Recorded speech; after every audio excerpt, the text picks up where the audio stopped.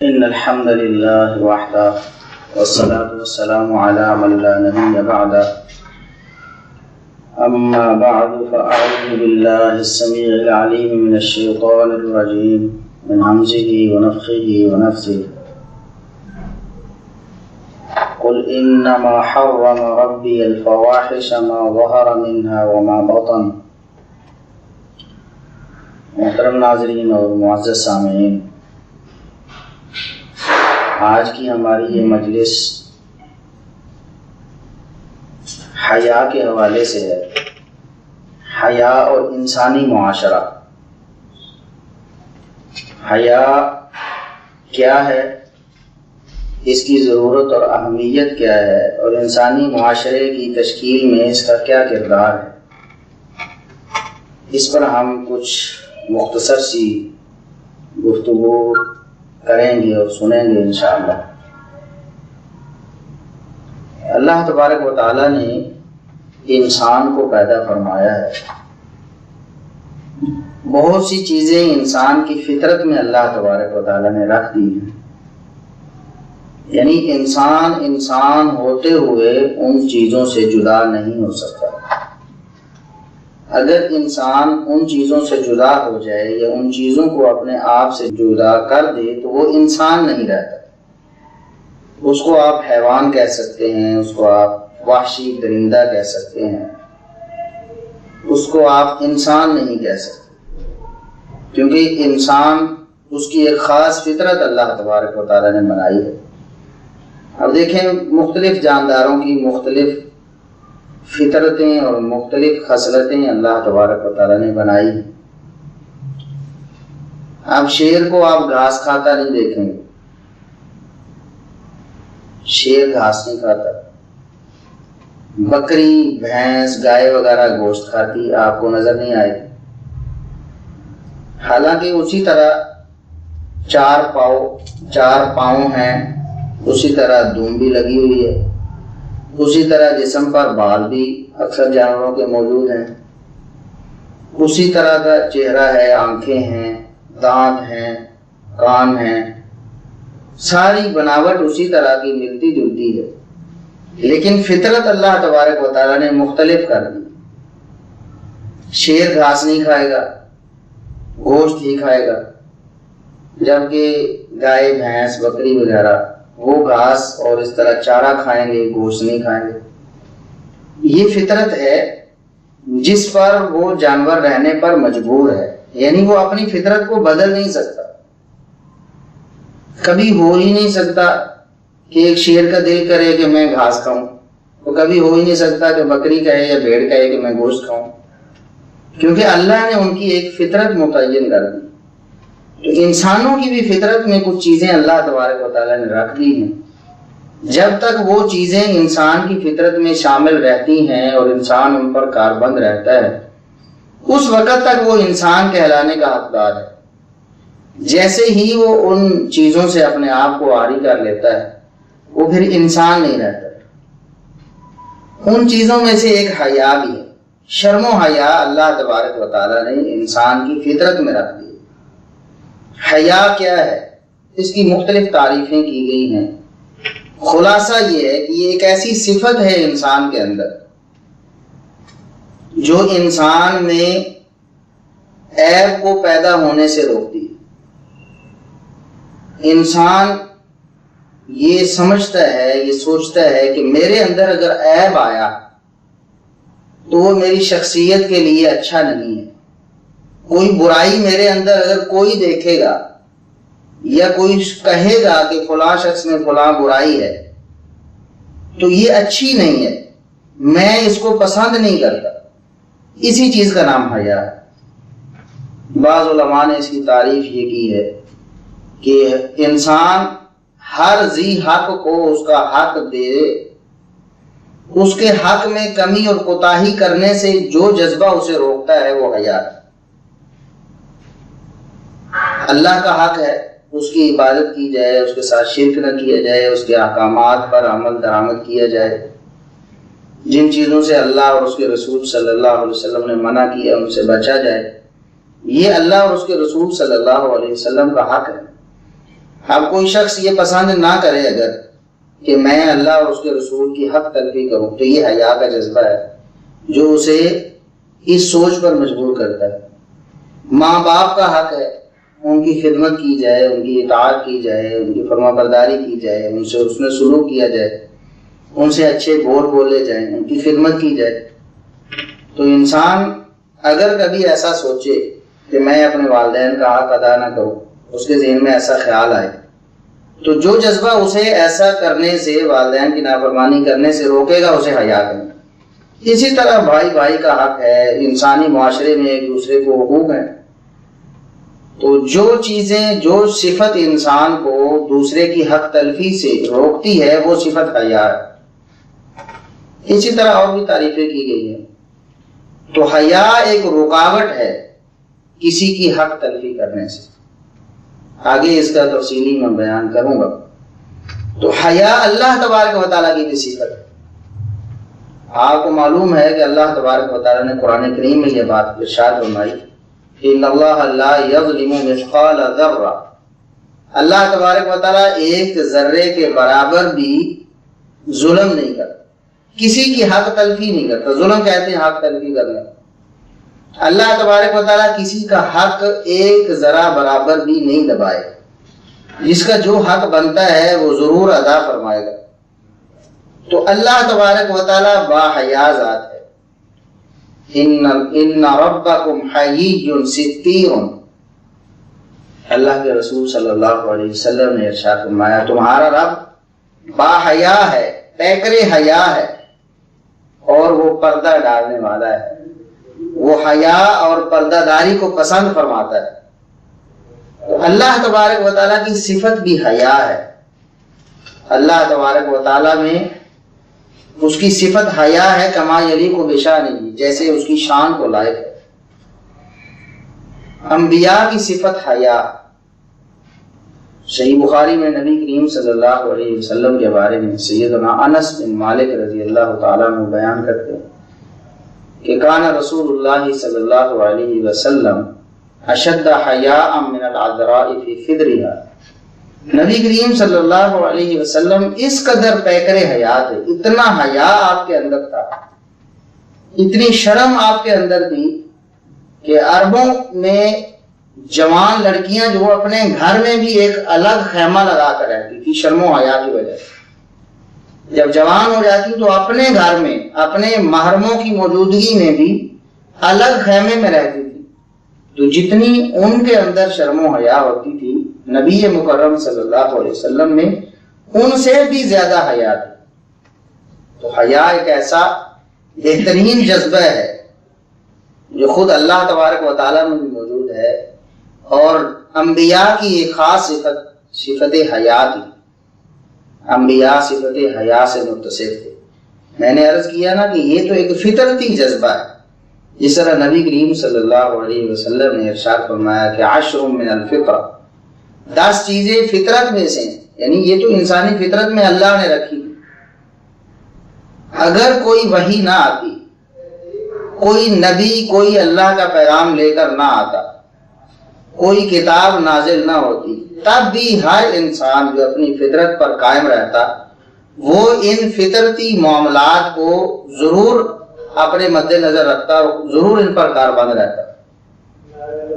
آپ دیکھیں کہ جب سیدنا آدم علیہ السلام اور سیدہ حوا علیہ السلام وہ شیطان کے بہکاوے میں آ گئے، انہوں نے وہ درخت چکھ لیا، اس کا پھل انہوں نے کھا لیا جس سے اللہ تبارک و تعالیٰ نے منع فرمایا تھا کہ وَلَا تَقْرَبَا هَٰذِهِ الشَّجَرَةَ، اس درخت کے قریب نہیں جانا۔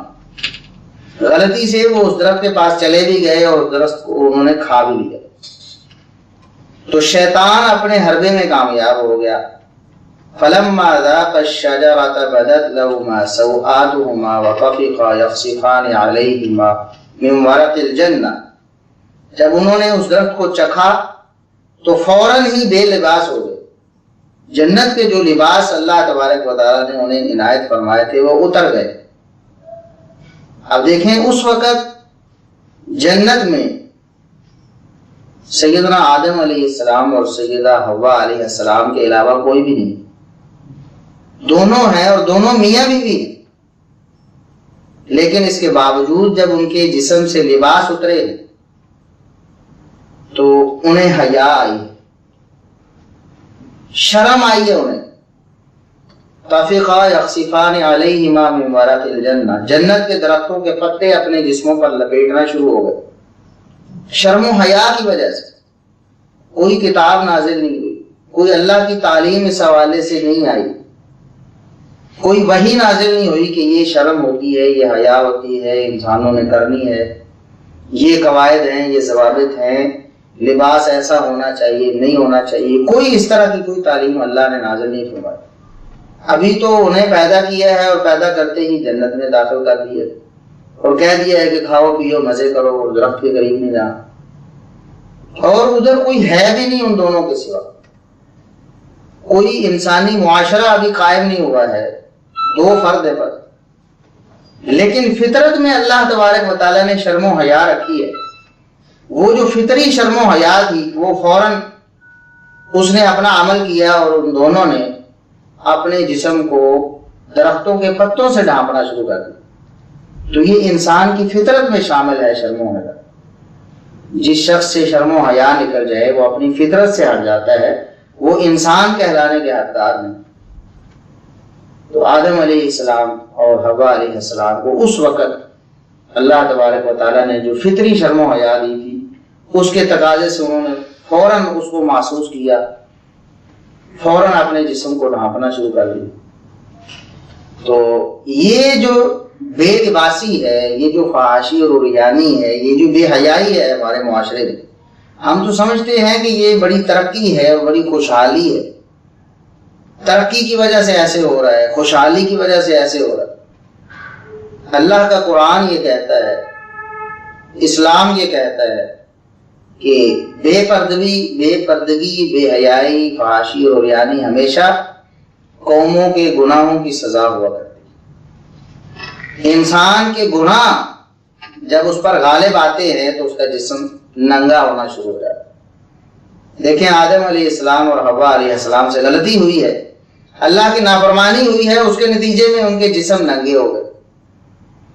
آج ہماری عورتوں کے سر ننگے ہو رہے، سر ننگے ہوئے، بدن ننگے ہوئے، ٹخنے ننگے ہوئے، پھر پنڈلیاں ننگی ہوئی، پھر کمر ننگی ہوئی، پھر بازو ننگے ہوئے، پورا جسم ننگا ہوتا جا رہا ہے، لباس سمرتا چلا جا رہا ہے، اور ہم خوش ہیں کہ ہم ترقی کی راہ پر گامزن ہیں۔ یہ ترقی اور خوشحالی کی راہ ہے جس پر ہم چل رہے ہیں۔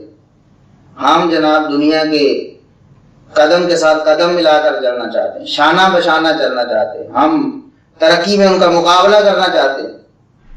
یہ ترقی نہیں ہے، یہ تو ہمارے گناہوں کی سزا ہے۔ گناہوں کی سزا کے طور پر اللہ تبارک و تعالیٰ نے ہمارے اوپر یہ فحاشی اور عریانی کا عذاب مسلط کر دیا۔ جیسے ہی ہمارے گناہ کم ہوں گے، ہم نیکیوں کی طرف راغب ہوں گے، ہم اللہ کی طرف توجہ کریں گے، ہم دین کی طرف آئیں گے، ویسے ویسے ہی دوبارہ ہمارے لباس درست ہونا شروع ہو جائے، ہماری عورتیں باپردہ ہونا شروع ہو جائے۔ یہ اسلام سے دوری ہے، اسلامی تعلیمات سے دوری ہے۔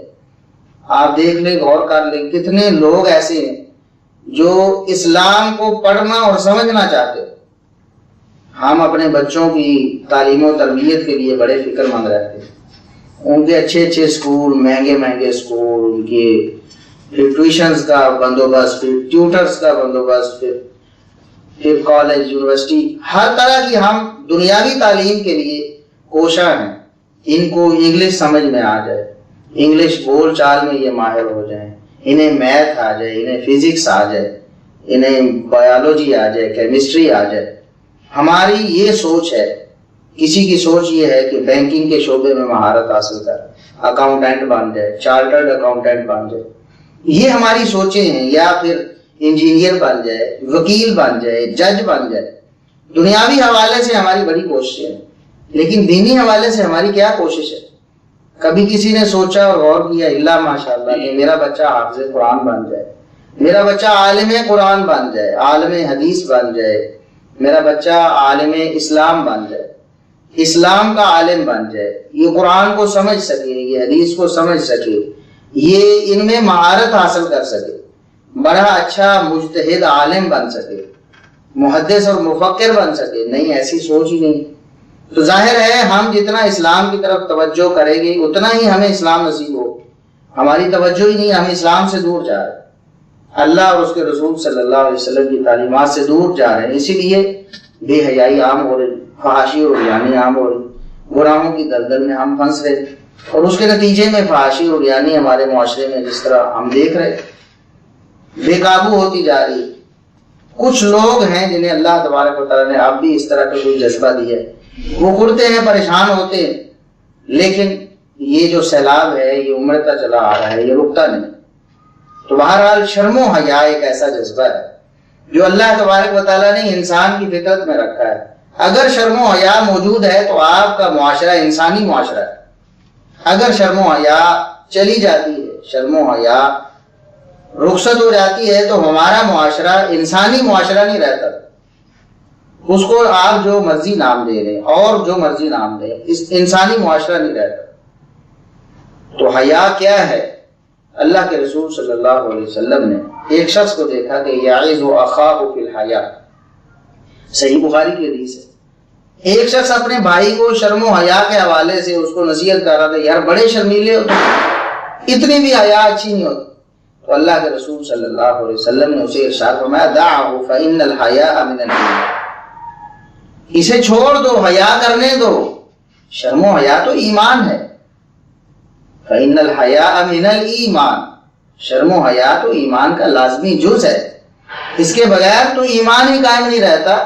تو شرم و حیا کو قائم رہنے دو، جو شرم و حیا کرتا ہے اسے کرنے دو۔ اسی طرح ایک حدیث میں نبی کریم صلی اللہ علیہ وسلم نے یہ ارشاد فرمایا، یہ بھی صحیح بخاری مسلم کی حدیث ہے کہ الایمان بضع وستون شعبۃ والحیاء شعبۃ من الایمان، ایمان کے 60 سے کچھ اوپر شعبے، 60 سے 70 کے درمیان، اور حیا ان میں سے ایک اہم شعبہ، اس کا نام لے کر اللہ کے رسول صلی اللہ علیہ وسلم نے بیان فرمایا کہ حیا ایمان کا ایک اہم شعبہ ہے۔ اور اللہ کے رسول صلی اللہ علیہ وسلم نے، یہ بھی صحیح بخاری کی حدیث ہے، آپ نے ارشاد فرمایا ان الحیاء لا یأتی الا بخیر، شرم و حیا ہمیشہ انسان کے لیے خیر و بھلائی کا ہی باعث بنتی ہے۔ اگر کسی انسان میں شرم و حیا ہے تو اس کو اللہ تبارک و تعالیٰ نے خیر و بھلائی سے نوازا ہے۔ جس قدر اس کے اندر حیا زیادہ ہے اس قدر اس کے اندر ایمان، اس کے اندر خیر، اس کے اندر بھلائی زیادہ ہے، اور جس قدر کسی کے اندر شرم و حیا کم ہے اس قدر اس کے اندر خیر اور بھلائی کم ہے۔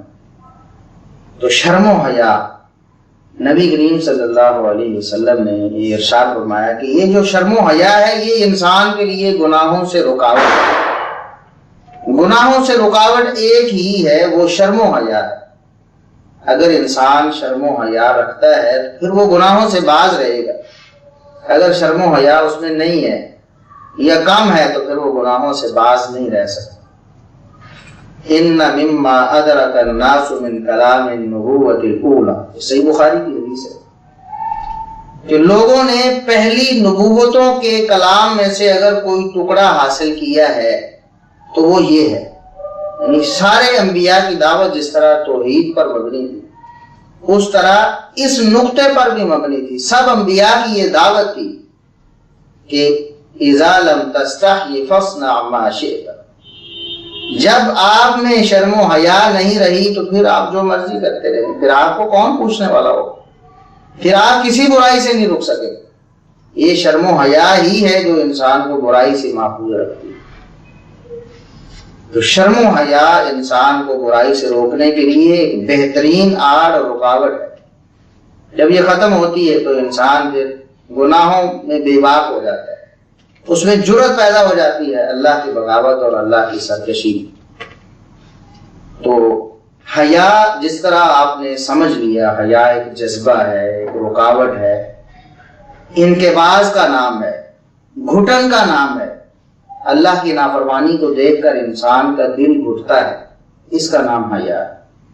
اگر اللہ کی نافرمانی کو دیکھ کر اس کا دل گھٹتا نہیں ہے، خوش ہوتا ہے، وہ سمجھے کہ بے حیا ہو چکا، اس میں حیا نہیں ہے۔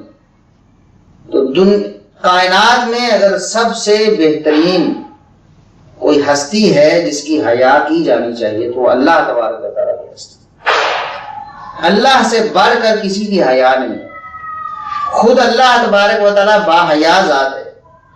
سب سے زیادہ حیا اللہ ہی کی کرنی ہے انسانوں میں. صحیح بخاری وغیرہ کی حدیث ہے، نبی کریم صلی اللہ علیہ وسلم نے ارشاد فرمایا ما من احد اغیر من اللہ. کائنات میں کوئی بھی ہستی ایسی نہیں جو اللہ سے زیادہ غیرت مند. اللہ تبارک و تعالیٰ سب سے زیادہ غیرت مند ذات ہے. اسی لیے اللہ تبارک و تعالیٰ نے برائی کو منع فرمایا. برائی غیرت کے خلاف ہے، یہ بے غیرتی ہے. فحاشی اور یعنی بے غیرتی ہے، بے حیائی بے غیرتی ہے. تو اللہ تبارک و تعالیٰ با غیرت ذات ہے، اس کے اندر ہر درجہ غیرت ہے. اور دوسری حدیث جو صحیح بخاری میں موجود ہے اس کے الفاظ یہ ہیں، اللہ تبارک و تعالیٰ سب سے زیادہ غیرت والی ذات ہے. وہ پسند نہیں کرتا کہ اس کا بندہ یا اس کی بندی زنا میں مبتلا ہو، بے حیائی کے کاموں میں مبتلا ہو جائے. اللہ تبارک و تعالیٰ کی ذات سب سے زیادہ غیرت والی اور سب سے زیادہ حیا والی ذات ہے. تو اللہ تبارک و تعالیٰ کی حیا کرنی. ایک انسان جب بھی کوئی گناہ کرنے لگتا ہے اس کو یہ سوچنا چاہیے میرا اللہ مجھے دیکھتا ہے. اور یہ بات اللہ تبارک و تعالیٰ نے قرآن کریم میں بیان فرمائی کہ یہ جو اللہ کی نافرمانی کرتے ہیں، جو اللہ کی سرکشی پہ آمادہ ہو جاتے ہیں، اللہ کی باتوں کو نہیں مانتے ہیں، اللہ کے منع کردہ کاموں میں مبتلا ہو جاتے ہیں. الم یعلم بان اللہ یرا، کیا ان کے علم میں نہیں کہ اللہ تبارک و تعالیٰ دیکھ رہا ہے؟ ان کو اللہ کی حیا نہیں ہے. اللہ ہر وقت اس کی ہر حرکت کو دیکھ بھی رہا ہے، اس کی ہر بات کو سن بھی رہا ہے. اس کے دل میں جو خواہش ہے، اس کے دل میں جو جذبہ ہے، اللہ تبارک و تعالیٰ کے علم میں بھی. تو کیا اسے اللہ کی حیا نہیں؟ اللہ تبارک و تعالیٰ کی حیا کرنی. اللہ کی حیا کیا ہے؟ ہم انسانوں کی حیا کرتے ہیں. بہت سارے کام ایسے ہیں جنہیں ہم برے سمجھتے ہیں، ہم اپنے والدین کے سامنے نہیں کرتے، ہم اپنے بہن بھائیوں کے سامنے وہ کام نہیں کرتے، ہم اپنے استاذ کے سامنے وہ کام نہیں کرتے، ہم اپنے دوستوں کے سامنے بھی وہ کام نہیں کرتے، اس لیے کہ ہمیں حیا آتی. لیکن وہ ذات جس کی حیا سب سے زیادہ ہم نے کر لی، وہ تو ہر وقت ہر لمحے ہمیں دیکھ رہی. اس کے تو علم میں سب کچھ ہے. ساری کائنات اگر بے خبر ہو، اللہ تبارک و تعالیٰ باخبر ہے. تو اللہ تبارک و تعالیٰ کی حیا ہمارے لیے رکاوٹ بننی چاہیے گناہوں میں اور اللہ کی نافرمانی. ہم تنہائی میں جو گناہ کرتے ہیں اس لیے کرتے ہیں نا کہ اس وقت کوئی دیکھ نہیں رہا ہے، کوئی ہمیں سن نہیں رہا ہے، کسی کے علم میں نہیں ہے. لیکن ہم یہ نہیں سوچتے کہ اللہ تبارک و تعالیٰ کو دیکھ بھی رہا ہے، اللہ سن بھی رہا ہے، اللہ کے علم میں سب کچھ ہے. تو اللہ کی حیا کرنی ہے. اس کے بعد بعض اہل علم نے لکھا ہے فرشتوں کی بھی حیا انسان کو کرنی چاہیے. وَإِنَّ عَلَيْكُمْ لَحَافِظِينَ كِرَامًا كَاتِبِينَ يَعْلَمُونَ مَا تَفْعَلُونَ. قرآن کریم میں اللہ تبارک و تعالیٰ نے فرمایا کہ تمہارے لیے اللہ نے فرشتے مقرر کیے، کاتبین، جو لکھتے ہیں تمہارے نامہ اعمال کو. تم جو بھی کرتے ہو، جو بھی بولتے ہو، جو بھی عمل کرتے ہو، اس کو احاطہ تحریر میں لاتے. تمہارا نامہ اعمال مرتب ہو رہا ہے. جس طرح قیامت کے دن تم نامہ اعمال کو پڑھو گے تو پھر کہو گے کہ لا یغادر صغیرۃ ولا کبیرۃ الا احصاها. عجیب کتاب ہے. کوئی چھوٹی برائی، کوئی بڑی برائی، کوئی چھوٹی نیکی، کوئی بڑی نیکی اس نے چھوڑی ہی نہیں. سب کچھ اس کے اندر آ گیا ہے. تو قیامت کے دن تو ہونا ہے جو ہونا ہے. فرشتے جو لکھ رہے ہیں کرامن کاتبین، ہم سے تو بہتر ہے. یہ جو عموماً ہم سنتے ہیں کہ فرشتوں سے بہتر ہے انسان بننا، یہ مطلق طور پر یہ بات ٹھیک نہیں ہے. اگر انبیاء کے بارے میں ہو بالکل ٹھیک ہے، انبیاء فرشتوں سے افضل ہے. لیکن اگر عام انسان کہے کہ میں جبریل سے افضل ہوں، معاذ اللہ، یہ کیسے ہو سکتا ہے؟ یہ تو قرآن و سنت کے منافی. جبریل اللہ تبارک و تعالیٰ کے بہت برگزیدہ، بہت مقرب فرشتے، اس طرح دوسرے فرشتے ہیں. تو عام انسان، ہم جیسے گناہگار انسان فرشتوں کے برابر نہیں ہو سکتے. فرشتوں سے بہتر ہونا تو ہو جائے.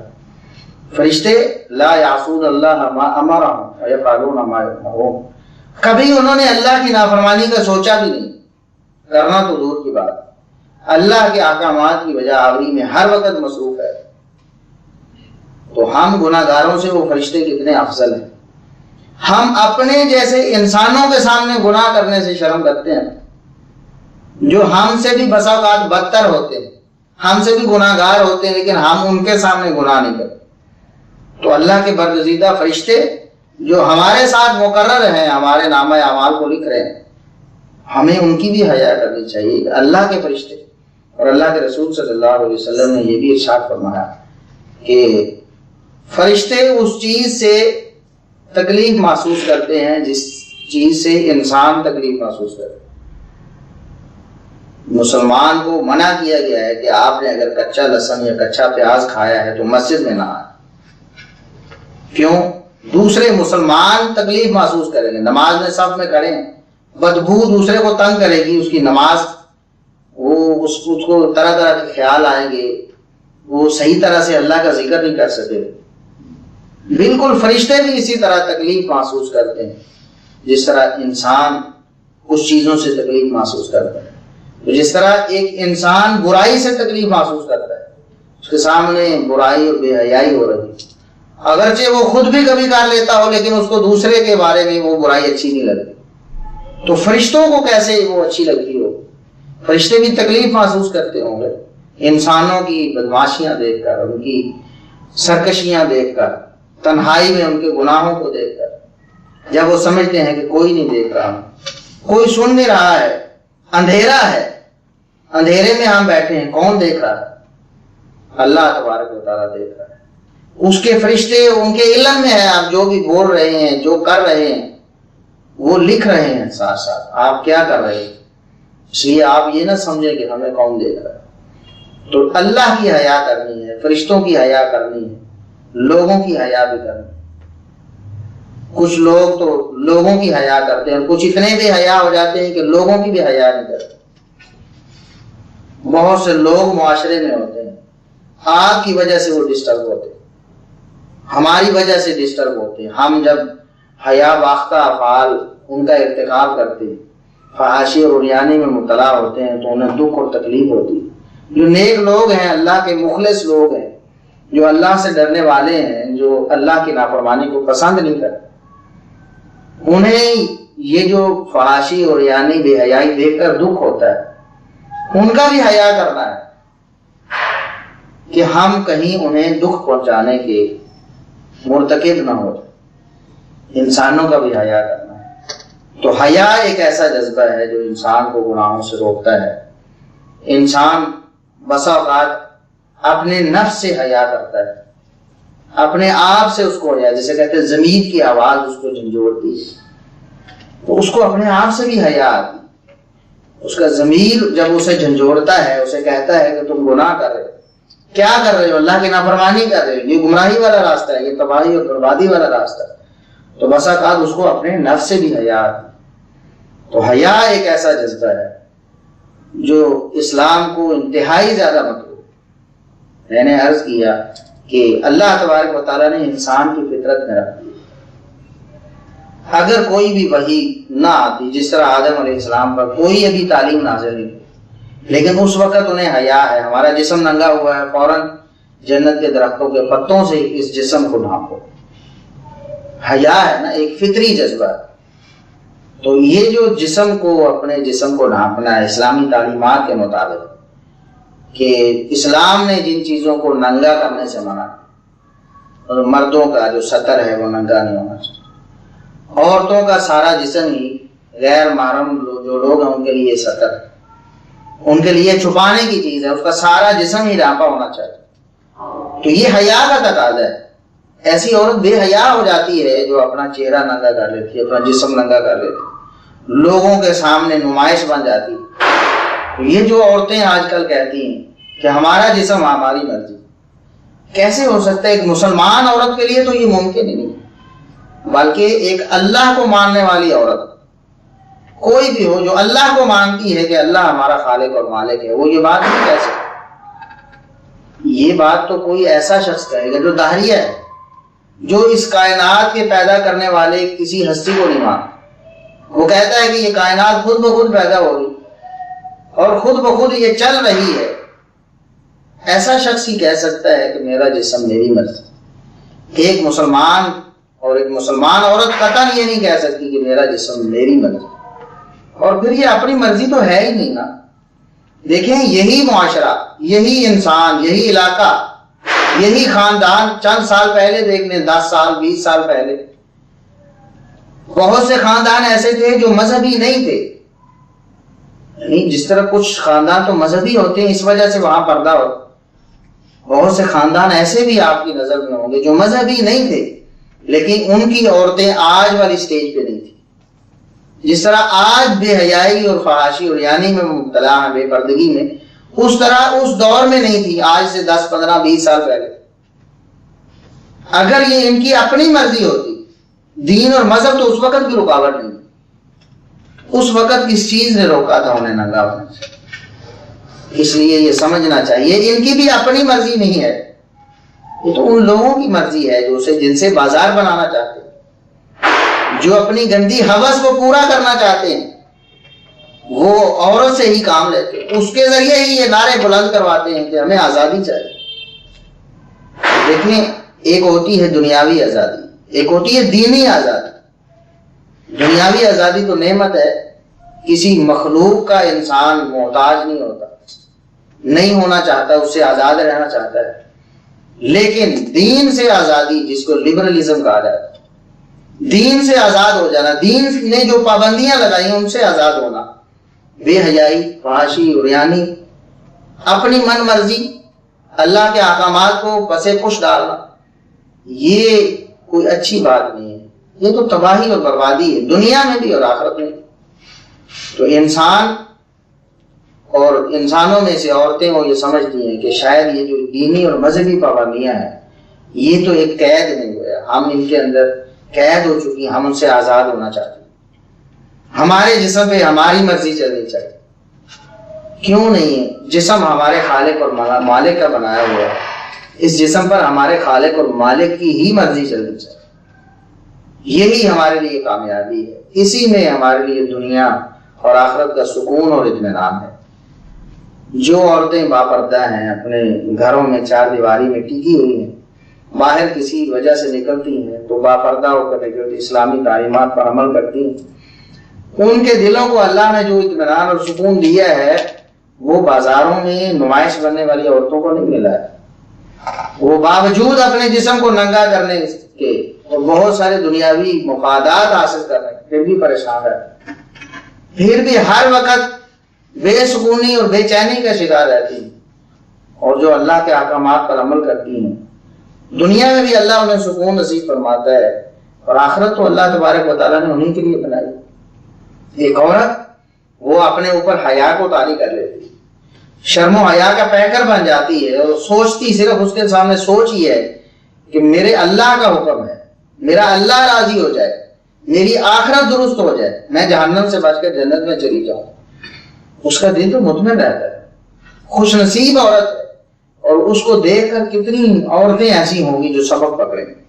جس طرح ایک بے حیا عورت ہے، بے پردہ عورت نکلتی ہے، کتنی ہی بے شمار ایسی عورتیں جو پردہ کر رہی ہیں ان کو متاثر کرتی ہے. وہ سمجھتی ہیں کہ شاید یہ تو کوئی اچھا کام کر رہی ہے، یہ تو آزاد ہو رہی ہے.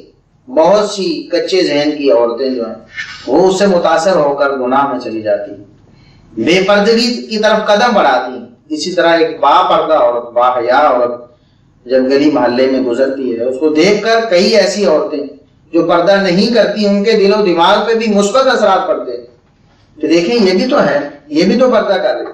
اور بہت سی ایسی عورتیں جو پردہ کر رہی ہیں ان کے دلوں کو قرار اور سکون نصیب ہوتا ہے کہ دیکھیں یہ بھی تو پردہ کر رہی، یہ بھی تو عورت ہے، یہ بھی اسی معاشرے میں رہ رہی ہے. بہت سی ایسی عورتیں جو پھسلنے کے قریب ہوتی ہیں واپس چلی جائیں، ان کا دل مطمئن ہو جاتا ہے. تو یہ نہ سمجھے کوئی ایک عورت کہ میں اگر بے حیائی میں اتری ہوں، میں اگر فحاشی اور عریانی کا شکار ہوئی ہوں تو میرا گناہ تو میرے ساری نہیں، ہزاروں لاکھوں تا قیامت اتنی عورتیں اس کو دیکھ کر متاثر ہوں گی، ان کو دیکھ کر آگے عورتیں متاثر ہوں گی، ان کو دیکھ کر آگے عورتیں متاثر ہوں گی۔ نبی کریم صلی اللہ علیہ وسلم نے ارشاد فرمایا کہ جو بھی قتل ہوتا ہے دنیا میں، آدم کے جو بیٹا جس نے قتل کیا تھا اپنے بھائی کو، ہر قتل کا برابر گناہ آدم کے اس بیٹے کو بھی مل رہا، حالانکہ اس نے تو ایک ہی قتل کیا تھا، لیکن قتل کی روایت اس نے ڈالی ہے، پھر آگے آگے جتنے بھی قتل ہوں گے سارے اس کے کھاتے میں بھی بڑھتے جائیں۔ قتل کرنے والے کو بھی گناہ ہوگا اور آدم کے اس بیٹے کو بھی گناہ ہوگا جس نے یہ سلسلہ شروع کیا۔ ایک عورت بے پردہ ہوتی ہے، بے حیا ہوتی ہے، معاشرے میں چلتی ہے، اس کی وجہ سے فحاشی اور عریانی کو فروغ ملتا ہے۔ جو عورت بے پردہ ہوگی تا قیامت ان کو گناہ ملتا رہے، اور اگر ایک عورت با حیا ہے، با پردہ ہے، وہ اس معاشرے میں رہتی ہے، اس کی وجہ سے جتنی عورتیں متاثر ہوتی ہیں، جتنی عورتیں پردے پر قرار پاتی ہیں، اور تا قیامت اس کے نامہ اعمال میں اس کا ثواب لکھا جاتا رہے۔ تو اللہ تبارک و تعالی ہمیں حیا کا جذبہ نصیب فرمائے، حیا ایسا حیا جس کی وجہ سے ہم گناہوں سے باز رہ سکیں، ایسا حیا جس کی وجہ سے ہم انسانی فطرت کو پا سکیں اور حقیقت میں ہمارا معاشرہ ایک انسانی معاشرہ بن سکے، اور ایسا حیا جو ہمیں اللہ تبارک و تعالیٰ کی نافرمانی سے محفوظ رکھ سکے، ایسا حیا کہ ہم تنہائی میں بھی بالکل تنہا ہو کر بھی اگر گناہ کرنے کے سوچیں تو یہ حیا ہمیں روک لے کہ ہمارا اللہ ہمیں دیکھ رہا ہے، ہمیں اللہ کا حیا کرنا ہے، ہمیں اللہ کے فرشتوں کا حیا کرنا ہے، ہمیں اللہ کے رسول صلی اللہ علیہ وسلم کا حیا کرنا ہے۔